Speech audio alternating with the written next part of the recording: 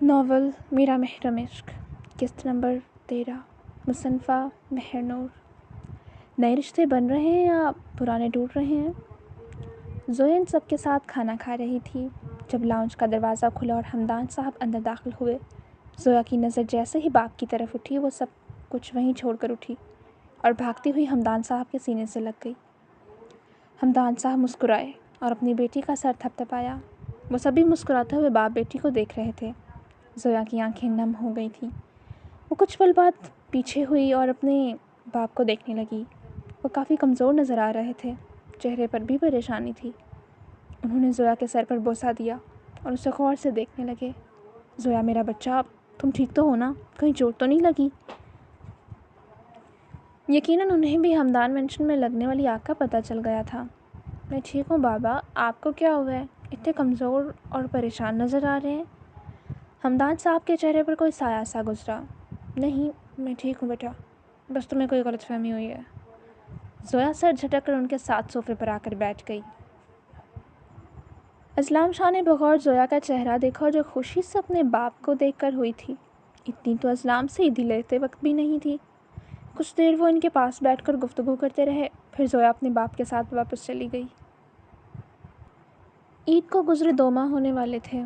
Hazel کے inter کے paper بھی ہو چکے تھے اور اب ان کے نکاح کا دن قریب آ رہا تھا۔ ہیزل احساسات سے خالی تھی۔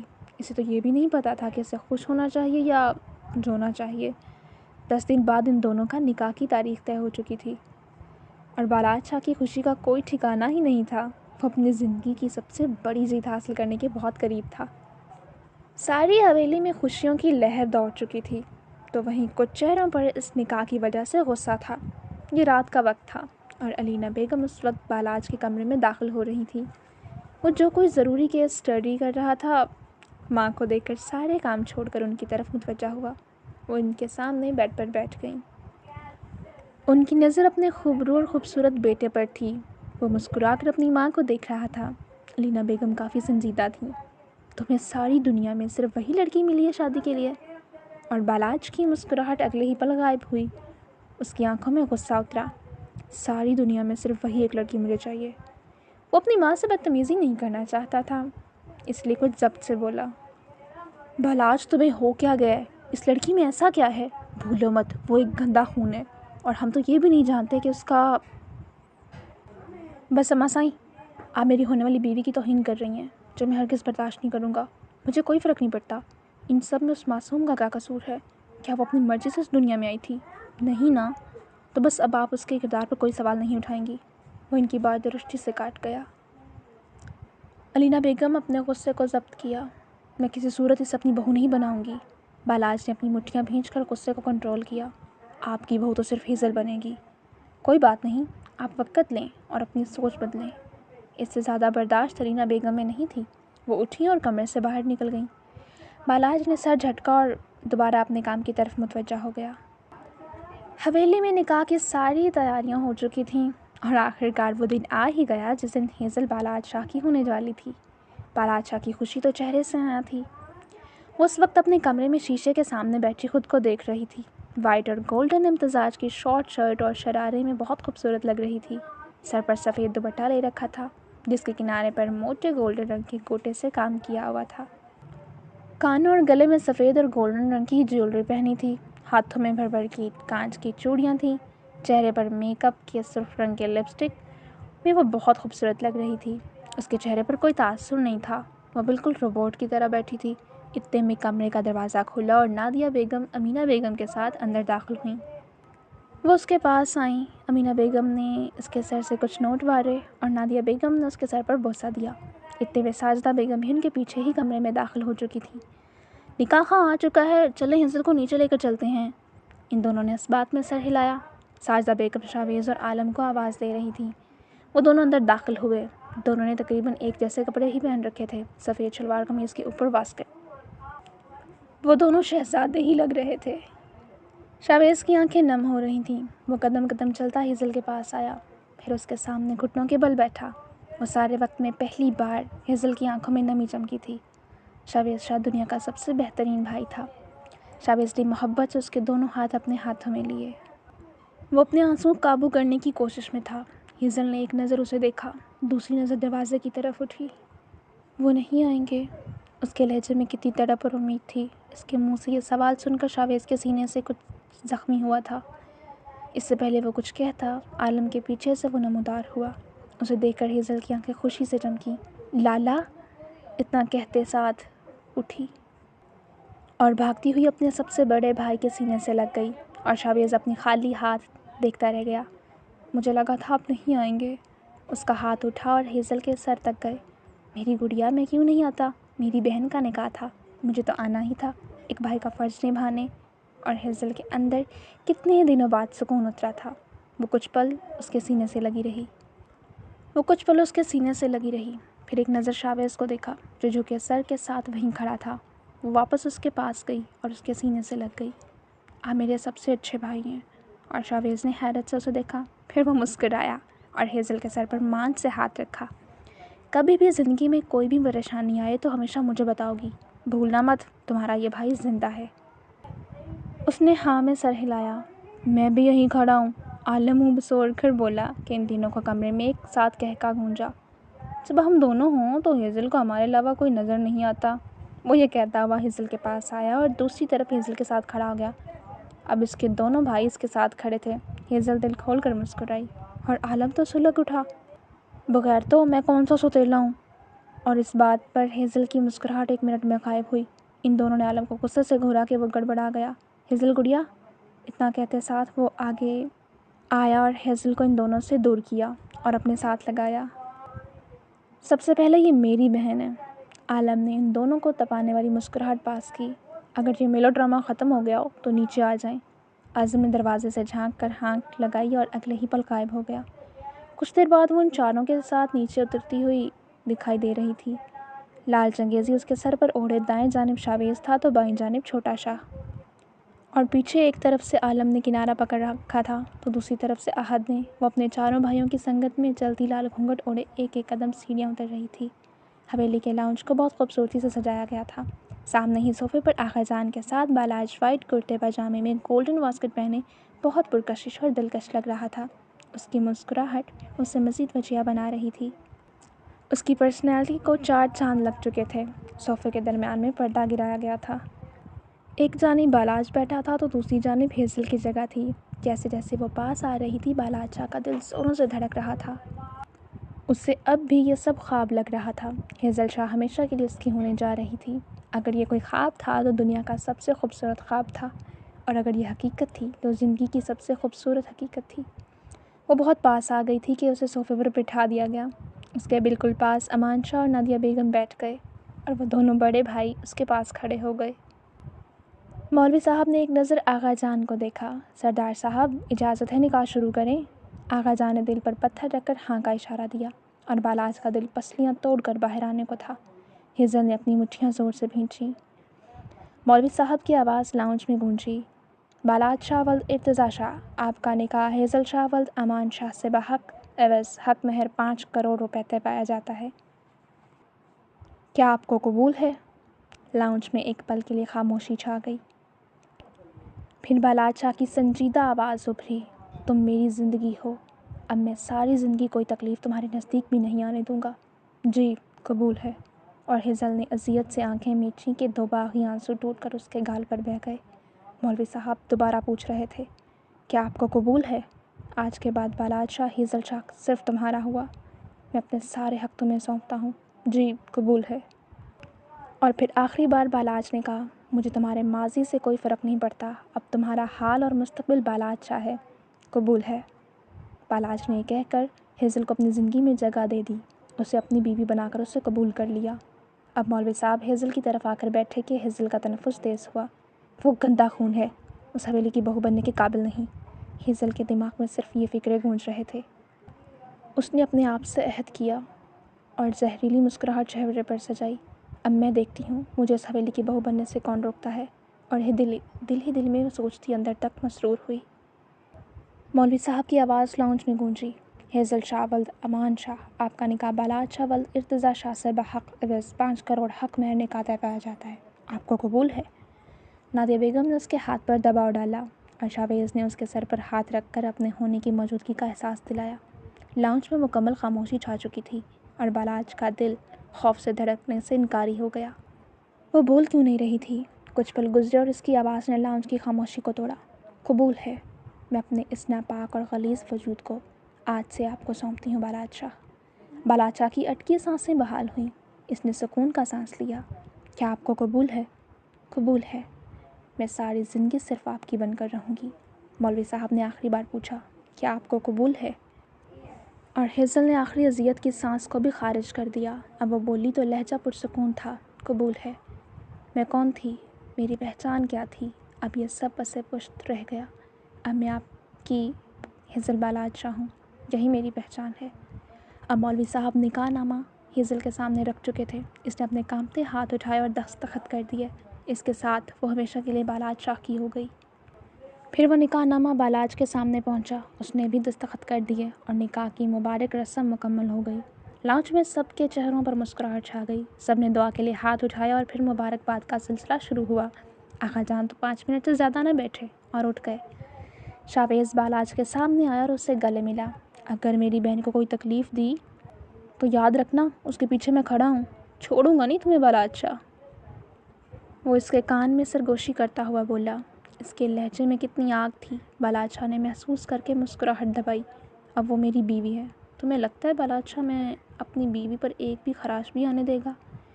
वो शाहवेज़ को बहुत कुछ बावर करवा गया था। उसके बाद वो सब बालाज के गले लगे। आखिर में वो आया जिसकी वजह से ये सब मुमकिन हुआ था। बालाज उसके गले लगा। शुक्रिया, आपकी वजह से ये सब मुमकिन हुआ। और इस बात पर इस शख्स की आंखों के सामने ज़ोया कुरैशी का खूबसूरत चेहरा घूमा। हाला और निदा हेज़ल के पास जुड़कर बैठ गई थीं। उन्होंने वो पर्दा पीछे हटा दिया। सब बड़े तो कामों में लग गए थे, सिर्फ बच्चा पार्टी बैठी थी। असाम कैमरा उठाकर पकड़ लाया। चले लाला, उनका घूंघट तो उठाएं। हाला की बात पर हेज़ल का दिल 140 की स्पीड से धड़का। निदा, असाम और हाज़म ने भी हाला की हाँ में हाँ मिलाई। बालाज ने मुस्कुराहट दबाई। उन्होंने हेज़ल को ठोका मारा, फिर उसे ज़बरदस्ती खड़ा कर दिया। हेज़ल का यहाँ से गायब होने को दिल चाह रहा था। असाम कैमरे में धड़ाधड़ उनकी तस्वीरें ले रहा था। हेज़ल की पलकें लरज़ीं, फिर वो अपनी आंखें झुका गई। बालाज ने अपने दोनों हाथ उठाया और उसका घूंघट चेहरे से ऊपर उठा दिया। हेज़ल का चेहरा देखकर बालाज शाह का सांस सीने में ही कहीं अटका था। वो आज के दिन इतनी खूबसूरत लग रही थी, आज से पहले कभी नहीं लगी। या शायद ये महरम बनने की ताकत गालिब आ गई थी कि बालाज शाह की आंखें चुंधिया गईं। इन सब ने ज़ोर शोर से हूटिंग की कि बालाज शाह होश की दुनिया में आया। फिर ख़ुद पर सारे ज़ब्त खोता हुआ आगे बढ़ा और पूरे हक़ से हेज़ल की पेशानी पर अपनी मिल्कियत की पहली मोहर साबित की। बालाज शाह का लम्स हेज़ल के जिस्म में 440 वोल्ट का तरह दौड़ा था। उसने अपनी हालत पर काबू पाने की कोशिश की, मगर बुरी तरह नाकाम हुई। उसकी पलकें हया से लरस गईं और बालाज शाह दिल खोल कर मुस्कुराया। चले लाला, एक साथ बैठें, आपकी अच्छी सी पिक्चर्स लेते हैं। असाम की आवाज़ से उसका सहर टूटा और वो हेज़ल के साथ खड़ा हुआ। फिर हाथ बढ़ाकर उसकी कमर के गिर्द पीछे से हसार बांधा कि वो सटपटा गई। असाम ने कुछ तस्वीरें बनाईं, फिर वो बैठ गए। बालाज हेज़ल के कान के पास हुआ, फिर सरगोशी नुमा आवाज़ में उससे मुखातिब हुआ। निकाह मुबारक हो मिसेस। हेज़ल के एहसासात अजीब होने लगे। वो बस यहाँ से गायब हो जाना चाहती थी। बालाज की नज़रें ही बदल गईं। शौहर बनकर ज़्यादा ठरकी हो गया था। वो दिल ही दिल में सोचती निदा और हाला को अपनी तरफ मुतवज्जा करने की कोशिश में थी। बालाज ने देखा वो अनकम्फर्टेबल थी। क्या हुआ, थक गई हो? हेज़ल ने बेबसी से हाँ में सर हिलाया। अच्छा चलो, कमरे में जाकर आराम करो, मैं भिजवाता हूँ। इतना कहकर उसने हाला और निदा को मुखातिब किया। जाओ हेज़ल को कमरे में ले जाओ, वो कब से बैठी है। और हाला ने उसे मानी खेजी नज़रों से देखा कि हेज़ल शर्मिंदा हो गई। हाला, बालाज की तंबीह नज़रें ही काफ़ी थीं। हाला तीर की तरह सीधी हुई। बालाज हेज़ल के कान के पास हुआ। मैं शुक्राने के नवाफिल अदा करने जा रहा हूँ। मेरे आने तक हरगिज़ भी चेंज मत करना, वरना फिर मुझसे बुरा कोई नहीं होगा, समझ गई? उसने इतने सर्द लहजे में कहा कि हेज़ल के बदन में सनसनाहट दौड़ गई। वो उलझी हुई उठी और इन दोनों के साथ ऊपर कमरे की जानिब बढ़ गई। और बालाज शाह के होंठों से मुस्कुराहट जुदा होने का नाम नहीं ले रही थी। उसे अपने रब का शुक्र अदा करना था। आखिर को उसने अपनी ज़िंदगी की सबसे बड़ी कामयाबी हासिल की थी। वो उठा और नवाफिल अदा करने के लिए चला गया। हमदान साहब एक माह तक पाकिस्तान में ही रहे, मगर फिर इन्हें कोई इमरजेंसी कॉल आ गई थी, जिसकी वजह से वो वापस लंदन चले गए। वो कुछ परेशान थे। اور زویا یہ جاننے سے قاصر تھی۔ وہاں جا کر انہوں نے کوئی رابطہ بھی نہیں کیا تھا، جس کی وجہ سے زویا زیادہ پریشان تھی۔ یہ دوپہر کا وقت تھا اور اس وقت وہ یونیورسٹی سے واپس آ رہی تھی۔ وہ جو اپنے دھیان ڈرائیونگ کر رہی تھی، اچانک سامنے کسی کو سڑک پر زخمی حالت میں گرے دیکھ کر اس نے گاڑی کو بریک ماری۔ اس نے آس پاس دیکھا، روڈ سنسان تھا، دور دور تک کوئی نہیں تھا۔ زویا کو سمجھ نہ آئی کہ وہ آدمی زخمی کیسے ہوا اور وہ سڑک پر لیٹا بھی اندھے منہ تھا۔ زویا کچھ محتاط انداز میں گاڑی سے باہر نکلی اور قدم قدم چلتی اس شخص کے پاس آئی۔ زویا نے جھک کر اس شخص کو اٹھانے کے لیے ہاتھ لگایا ہی تھا جب وہ ایک جھٹکے سے سیدھا ہوا اور زویا کو بنا سوچنے سمجھنے کا موقع دیے اس کی آنکھوں میں کچھ سپرے کیا۔ زویا کی آنکھوں میں شدید جلن ہوئی، وہ ایک جھٹکے سے سیدھی ہوئی اور دوسرے ہی پل اپنے ہوش و حواس کھوتی وہ دھڑام سے زمین بوس ہوئی۔ دوبارہ جب اس کی آنکھیں کھلیں تو وہ کسی کمرے میں تھی۔ کمرہ انجان تھا۔ زویا فوراً اٹھی اور اپنی حالت دیکھی، وہ بالکل ٹھیک تھی۔ اس نے شکر کا سانس لیا۔ اس کی نظر کمرے کے چاروں طرف گھوم رہی تھی۔ چھوٹا سا کمرہ تھا، بہت زیادہ بڑا نہ تھا۔ دروازے کے علاوہ بس صرف ایک ونڈو تھی، وہ بھی کانچ کی تھی۔ وہ فوراً دروازے کی طرف بڑھی اور ہاتھ بڑھا کر دروازہ کھولنے کی کوشش کی، مگر بری طرح ناکام ہوئی۔ اس نے دروازے کی ہول سے باہر کے مناظر دیکھنے چاہے۔ جیسے ہی اس نے اپنی آنکھ کی ہول کے سامنے کی تو باہر 4-5 مرد بیٹھے شراب پی رہے تھے۔ وہ ان سب کے بالکل درمیان اس کے تایا کا وہ بیٹا بیٹھا تھا۔ اس رات اپنی ماں کی موت کے بعد تو وہ بھاگ گیا، اب اس وقت وہ یہاں موجود تھا۔ زویا لمحے کے 1000ویں حصے میں سمجھ چکی تھی اسے کڈنیپ کرنے کے پیچھے اس کے تایا کے اس بیٹے کا ہاتھ ہے۔ زویا ان کی باتوں کو سننے کی کوشش کرنے لگی، پھر بہت مشکل سے اسے ان کی آواز سنائی دی۔ ہاں، وہی قاتل ہے میرے ماں باپ اور بھائی کی۔ فکر مت کرو، آج کی رات ہماری رات ہے۔ ہاں، اس کا وہ حال کریں گے کہ کبھی چل نہیں سکے گی۔ لیکن یار، ہم باہر بیٹھ کر انتظار کیوں کر رہے ہیں؟ اندر چل کر مزے کرتے ہیں۔ نہیں، ایسے نہیں۔ وہ آدھے گھنٹے تک ہوش میں آ جائے گی۔ میں اسے ہوش میں تڑپاؤں گا۔ اس کی روح کی دھجیاں نہ بکھیری تو میں بھی قریشی خاندان سے نہیں۔ وہ سب آپس میں باتیں کر رہے تھے اور زویا کی روح لرز اٹھی۔ سب سے پہلے زویا نے کمرے کو اندر سے لاک کیا، پھر کمرے میں چکر کاٹتے ہوئے سوچنے لگی کہ اب کیا کرے۔ اسے کسی بھی حالت میں یہاں سے بچ کر نکلنا تھا۔ اس کے چہرے پر عام لڑکیوں کی طرح خوف یا وحشت نہیں تھی، اس کا دماغ اتنی ٹینشن میں بھی چل رہا تھا۔ اچانک سے اسے اپنے گلے میں موجود وہ لاکٹ یاد آیا۔ اس نے ہاتھ بڑھا کر اپنے لاکٹ کو چھوا۔ وہ ازلام سے رابطہ کرنے کی کوشش کی۔ شاہ، آپ مجھے سن رہے ہیں؟ آپ نے ٹھیک کہا تھا، یہ شخص زندہ چھوڑنے کے قابل نہیں تھا۔ ان لوگوں نے مجھے دھوکے سے ٹریپ کیا، پھر مجھے بے ہوش کر کے نہ جانے کہاں لے آئے ہیں۔ اس وقت میں ایک کمرے میں ہوں اور وہ سب باہر بیٹھے اس حرام محلول کو اپنے اندر اتارنے کے ساتھ مجھے ٹارگٹ کرنے کی پلاننگ کر رہے ہیں۔ زویا کا لہجہ نہ چاہتے ہوئے بھی گیلا ہو گیا۔ اس نے ایک لمبی سانس کھینچی۔ پلیز جلدی سے مجھ تک پہنچ جائیں، آج مجھے کوئی راستہ نظر نہیں آ رہا۔ زویا نے محسوس کیا قدموں کی آواز قریب آ رہی تھی۔ زویا نے جلدی سے اپنے دماغ کو چلایا، پھر اس کی ایک نظر فلاور واز پر پڑی تو دوسری اس ونڈو پر۔ اس نے بھاگ کر ونڈو سے نیچے جھانکا۔ اس کے عین نیچے گاڑی کھڑی تھی، وہ دوسری منزل پر تھی اور زویا فیصلہ کر چکی تھی۔ اس نے وہ واز پکڑا، پھر اپنے گلے میں لاکٹ کو چھوا۔ شاہ، میں اس ونڈو کو توڑ کر نیچے چھلانگ مار رہی ہوں۔ وہ نزدیک آ رہے ہیں۔ اگر مجھے کچھ ہو جائے تو آپ میری موت کا بدلہ اس شخص کی موت سے لیں گے۔ مجھے مرنا منظور ہے، مگر اپنی عزت پر آنچ نہیں آنے دوں گی۔ میں صرف آپ کی امانت ہوں، میں مزید یہاں نہیں رک سکتی۔ میں نے بہت بار آپ کو تکلیف دی، ہو سکے تو مجھے معاف کر دیجیے گا۔ زویا شاہ اپنے شوہر اسلام شاہ سے دل کی گہرائیوں سے عشق کرتی ہے۔ اتنا کہتے ساتھ زویا نے کلمہ پڑھا۔ وہ دروازہ کھولنے کی کوشش کر رہے تھے۔ زویا واپس بیڈ کے پاس آئی اور پوری طاقت سے وہ واز ونڈو میں دے مارا۔ اگلے ہی پل چھناکے کی آواز نے ماحول کی خاموشی کو چیر دیا۔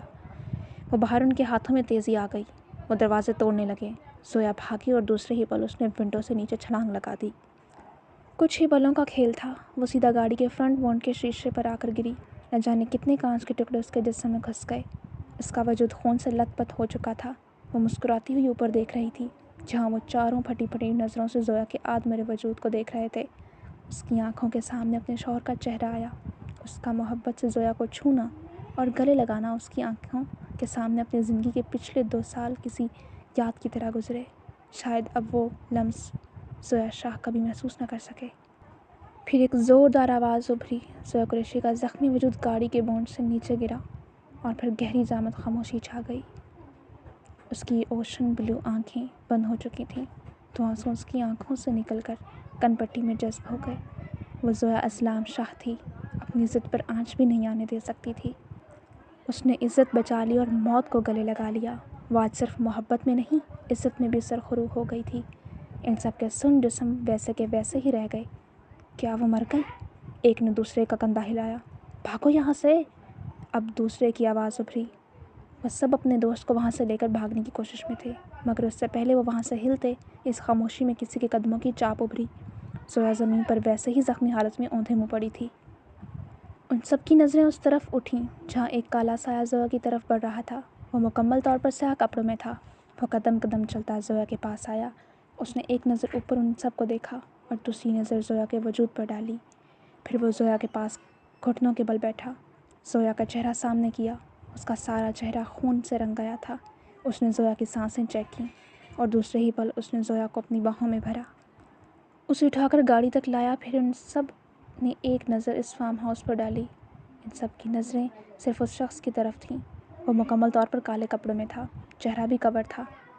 बस उसकी हड्डी पर 3 लफ्ज़ थे जो सफ़ेदी से लिखे गए थे, एजेंट JS। उसने ज़ोया के वजूद को किसी फूल की तरह फ्रंट सीट पर बिठाया और सीट बेल्ट पहनाने लगा। उसके बाद उसने गाड़ी में से कुछ निकाला और उसे बंगले के अंदर फेंक दिया।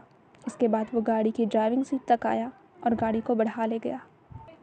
इसकी गाड़ी का सड़क पर काफ़ी दूर निकल आई जब उसने हाथ से फ़िज़ा में इशारा किया और पीछे वो सारा फार्म हाउस आग की भट्टी की तरह जल उठा। उसके परखचे फ़िज़ा में उड़ चुके थे। वो सब अंदर ही अंदर जल गए। जो इसने फार्म हाउस में फेंका यकीनन वो हाई पावर बम था और उसने सारे फार्म हाउस को आग में इन 5 समेत जला दिया। बम में इतनी ताकत थी कि वह 5 हिल भी नहीं पाए। बाला आज काफ़ी देर मेहमानों के साथ मर्दान खाने बैठा रहा। अब वो उन सब को रुखसत करके लाउंज में आया तो उसे याद आया, उसने तो 4 घंटे पहले हीज़ल को इसी हुलिये में रहने को कहा था और अब रात के 8 बजने वाले थे। वो इतने घंटों से इतने भारी कपड़ों और ज़ेवर के साथ बैठी होगी। ये सोच आते ही बाला अच्छा को खुद पर गुस्सा आया। वो फ़ौरन दूसरे फ्लोर पर पहुंचा। वो हीज़ल के कमरे के बाहर था जब निदा उससे कमरे से बाहर निकलती नज़र आई। बालाज को देखकर उसके सामने आ खड़ी हो गई। फिर एक अदा से अपने बाल लहराए, दूसरे हाथ से दरवाजे को पकड़ लिया। हाँ जी, फरमाएं। बालाज ने कुछ हैरत से अपनी इस बहन के बदले तेवर देखे। हटो मेरी प्यारी बहन, मुझे हेज़ल से मिलना है। निदा ने मुस्कुराहट दबाई। हाँ, आप भूल रहे हैं, अभी शादी नहीं हुई। और दूसरी बात, दुल्हन आराम कर रही है। बालाज का बस न चला वो निदा को धक्का मारकर साइड कर दे। देखो मेरी जनता, मुझे इससे ज़रूरी बात करनी है। निदा ने ज़ोर शोर से ना में सर हिलाया। बालाज ने कुछ पल अपना दिमाग लड़ाया, फिर उसके चेहरे पर मुस्कुराहट आई। अच्छा चलो, कुछ लेते के मामला निपटाते हैं। दूसरे ही पल उसने अपना वॉलेट निकाल कर निदा के सामने किया। निदा की आंखें चमकी। वाह, बेगम से इतनी मोहब्बत कि उससे एक मुलाकात के लिए पूरा वॉलेट दे रहे हैं। बालाज ने उसे ज़बरदस्ती साइड किया। उससे भी ज़्यादा है, मैं तो इस पर अपनी सारी सल्तनत वार कर सदका दे सकता हूँ। ये तो कुछ भी नहीं है, और जब तक मैं बाहर ना निकलूँ तब तक अपनी शक्ल गायब कर लो। बालाज ने दरवाज़ा खोला और दूसरे ही पल कमरे में गायब हो गया। निदा ने एक नज़र वॉलेट को देखा, फिर एक नज़र बंद दरवाजे को। जैसे ही बालाज के अल्फाज उसके दिमाग ने प्रोसेस किए, वो तो सुलग उठी। नहीं, ये कहना क्या चाह रहे थे? मुझे सदका देकर गए हैं? मांगने वाली नज़र आती हूँ मैं? वो पैर पटकती हुई नीचे चली गई। बालाज ने कमरे में दाखिल होने के बाद दरवाज़ा लॉक किया। सामने का मंजर उसकी सोच से बिल्कुल उलट था। कमरे में डिम लाइट थी और वो सर तक कंबल ओढ़े लेटी हुई थी। बालाज कदम कदम चलता उसके पास आया, फिर आराम से उसके चेहरे से कंबल हटाया और सामने का मंजर देख बालाचा की आंखों में हैरत और गुस्सा उभरा। मैडम सिंपल कपड़ों में सुकून से सो रही थी। उसने तो बालाचा के अरमानों पर ओस डाल दी। बालाज ने कहा था चेंज मत करना, मगर वो बालाज की पहले कौन सी बात सुनती थी जो अब सुननी थी। बालाज के दिल में जो खुशी के फूल खिले थे सब मुरझा गए। उसे हीज़ल से ये उम्मीद नहीं थी। कितनी संगदिल थी, शौहर की ख्वाहिश भी पूरी ना कर सकी। वो कुछ पल उसका खूबसूरत मेकअप और नकली बनावट से पाक चेहरा देखता रहा। उसे रह रहकर गुस्सा आ रहा था। उसने हेज़ल को कंधों से पकड़कर झटका देकर बिठाया। वो हड़बड़ा गई। उसने अपनी नींद से बंद होती आंखें बहुत मुश्किल से खोलीं। आंखों में कच्ची नींद की वजह से गुलाबीपन था। जैसे ही उसने अपनी मुंदी मुंदी आंखें खोलीं, बालाज को गुस्से से घूरते पाया।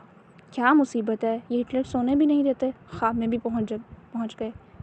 اتنا کہتے ساتھ وہ دوبارہ لیٹنے لگی، مگر بالاج نے اسے دوبارہ جھٹکا دیا اور ہیزل کو لگا جیسے کوئی کرنٹ مار رہا ہو۔ ہیزل بادشاہ، جب میں نے کہا تھا کہ چینج مت کرنا تو پھر ہمت کیسے ہوئی میری اجازت کے بغیر چینج کرنے کی؟ ہیزل نے اسے آنکھوں سے ہی بسم کرنے کی کوشش کی۔ صرف اس وجہ سے آپ نے میری نیند خراب کی؟ ہیزل کی آنکھیں بہت مشکل سے کھل پائی تھیں۔ اچھا، اپنی نیند کی اتنی پرواہ ہے، اور میرے جذبات کو جو تم نے جنازہ نکالا اس کا کیا؟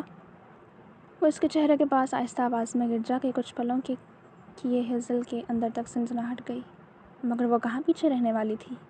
نہیں تو آپ کیا چاہتے تھے؟ میں وہ تڑکا بھڑکا لباس اور 5 کلو کے زیور 10 گھنٹے پہن کر آپ کے انتظار میں اپنی کمر ٹٹوا لیتی؟ بالاج نے بے بسی سے ایک سانس کھینچی۔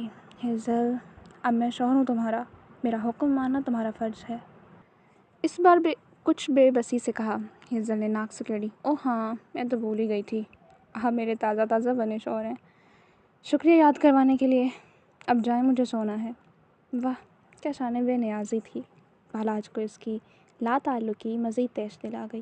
اس نے دوبارہ ہیزل کو پکڑا اور اسے سوچنے سمجھنے کا موقع دیے بنا اس کے ہونٹوں پر جک گیا۔ اس بار ہیزل کی آنکھیں پوری کی پوری کھل گئیں۔ اس نے بالاج کے کرسے کو سینے کے مقام سے مٹھیوں میں بھینچا اور اسے خود سے دور کرنے کی کوشش کی۔ بالاج کو اس کی یہ کوشش ناگوار گزری۔ وہ اسے کمر سے پکڑ کر مزید شدت سے سخت کر کے اپنے دانت اس کے ہونٹ پر گاڑ چکا تھا۔ ہیزل کی سانسیں اٹک گئیں۔ کافی دیر کے بعد وہ اس کی حالت پر رحم کھاتا پیچھے ہوا۔ ہیزل کا سارا خون چہرے پر سمٹ آیا۔ اس نے چہرہ جھکا کر لمبے لمبے سانس لیے۔ اب پتہ چلا کہ میں شوہر ہوں تمہارا؟ میری بات پر دوبارہ اتنی تعلقی مت دکھانا، ورنہ تمہاری سانسیں روک دوں گا۔ اس نے ہیزل کے کان میں سرگوشی کی، پھر کان کی لو کو لبوں سے چھوا۔ کچھ پل لگے ہیزل کو نارمل ہونے میں، اور پھر اس نے اپنا چہرہ اٹھا کر بالاج کو کاٹ دار نظروں سے گھورا۔ اگلے ہی پل وہ زخمی شیرنی کی طرح اس پر جھپٹی اور اس کا گریبان پکڑ لیا۔ کتنی ٹھڑکی ہیں آپ! شوہر کیا بنے، آپ کی تو نظریں ہی بدل گئیں۔ وہ تیز تیز سانسوں کے درمیان بمشکل غصے سے بولی۔ بالاج مسکرایا اور ہاتھ بڑھا کر اس کے بالوں کو چھوا۔ پہلے تم میری بیوی نہیں تھی، اب ہو، اس لیے نظروں کا زاویہ تو بدلے گا ہی نا۔ اور ہیزل کا دل چاہا وہ اس شخص کا منہ توڑ دے۔ ہیزل نے اس کا گریبان پکڑ کر جھنجھوڑا۔ نکاح سے پہلے تو بہت کہتے تھے عشق کرتا ہوں، یہ ہے آپ کا عشق؟ بیوی پر ظلم کرتے ہوئے آپ کو شرم آنی چاہیے۔ اس کا اشارہ اپنے ہونٹوں کی طرف تھا۔ بالاج نے اس کے لال پڑتے چہرے کو دیکھا۔ عشق تو بہت کرتا ہوں، اور یہ ظلم نہیں، اسے محبت کہتے ہیں میری جان۔ وہ مخمور لہجے میں کہتا دوبارہ اس کے لبوں کو چھو چکا تھا۔ میری بات نہیں مانی، یہ اس کی سزا تھی۔ اس نے اپنا ہاتھ ہیزل کی گال پر رکھا۔ ہیزل نے دوسرے ہی پل وہ جھٹک دیا۔ کوئی عشق نہیں کرتے آپ مجھ سے، سب کچھ نکاح سے پہلے ہی تھا۔ آپ کو تو میرا کوئی احساس ہی نہیں ہے۔ اتنا بھی خیال نہیں کہ میں تھکی ہاری سو رہی تھی، آ گئی میری نیند خراب کرنے۔ ایسے ہوتے ہیں شوہر؟ تو پھر آپ بہت برے شوہر ہیں۔ وہ یہ کہتے ہوئے پھوٹ پھوٹ کر رو پڑی، اور بالاج شاہ کا سکون ایک لمحے میں غارت ہوا۔ بالاج سے اس کے کپ کپاتے جسم کو دیکھ کر بوکھلا گیا۔ اسے افسوس ہوا، وہ پرسکون نیند سوئی کتنی خوبصورت لگ رہی تھی۔ بالاج نے اس کا سر پکڑ کر اپنے سینے سے لگایا۔ ہیزل، اچھا رونا تو بند کرو۔ اس کے آنسو بالاج شاہ کو بے بس کر دیتے تھے۔ ہیزل اس کے سینے سے لگی، اسے مکے مار رہی تھی۔ بہت ہی برے شوہر ہیں آپ، اتنا بھی احساس نہیں۔ اتنے گھنٹے دلہن بنی بیٹھی تھی، اوپر سے گاؤں کی عورتیں میرے سہانے بیٹھ گئیں، نہ وہ اٹھیں نہ مجھے اٹھنے دیں۔ کچھ دیر پہلے ہی تو سوئی تھی میں، کوئی احساس ہی نہیں میرا۔ اور اب کی بار واقعی بالاج شاہ شرمندگی کی گہرائیوں میں گر گیا۔ اس نے ہیزل کے بالوں پر لب رکھے، پھر دونوں ہاتھوں سے اس کے گرد حصار مضبوط کیا۔ آئی ایم سوری میری جان، میری غلطی ہے، مجھے احساس کرنا چاہیے تھا۔ چلو اب رونا بند کرو، تمہارے آنسو مجھے کمزور کرتے ہیں۔ ہیزل نے نفی میں سر ہلایا۔ اپنے نازک ہاتھوں سے وہ وقفے وقفے سے اس کے کندھے پر مکے مار رہی تھی۔